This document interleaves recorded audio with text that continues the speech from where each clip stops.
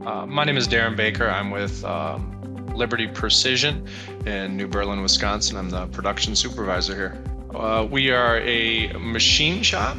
We make components for all sorts of industries, from aerospace, biomedical, to the farming industry. And one thing we've done at Liberty to attract and keep talent is constantly working on upskilling.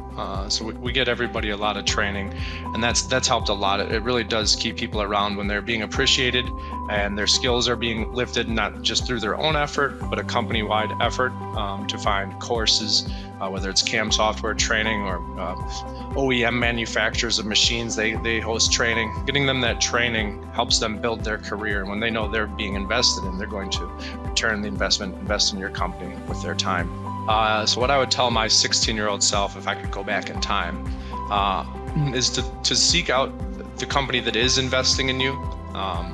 I spent a lot of time at a good company, but when I made a move to a company that invested more in me, my career just took off.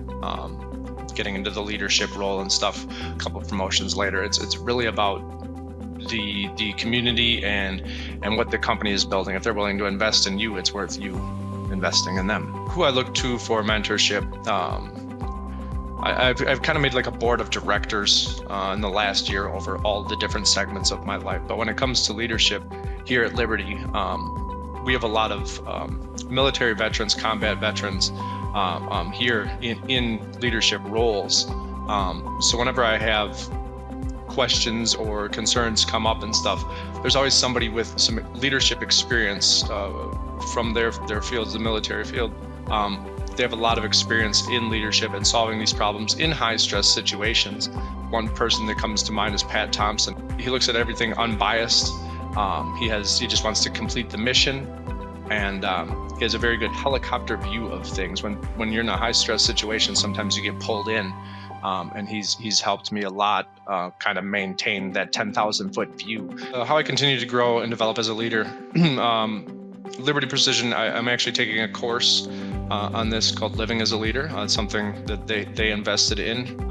It's a year-long course, which helps create the conversations you want to have with people, helps provide structure, answers, and tools to fix or lead or coach whatever may arise. So that's one thing. And then outside of work, I do spend a lot of time reading leadership books. There's a lot of good ones coming out. One that comes to mind is Jocko Willink, Extreme Ownership. Is a great leadership book with very applicable things that help. So constantly being involved in leadership, going out, coaching the team, and stuff like that helps you grow. Having those hard conversations helps you grow as a leader. So one thing that makes me most proud, it would be kind of easy to say maybe the Emerging Leaders Award or the promotions I've had, but one of the things that actually makes me most proud is when my team members come to me and ask me about things that aren't work related. Whether it's exercise, nutrition, these things that I'm interested in, and they're trying to build themselves a good life, not just career-wise, but health-wise and educational and stuff. So when they come to me and ask for my opinions on those things, that means they not just respect me as a leader, but as a friend, a coach, someone to look up to. That makes me most proud.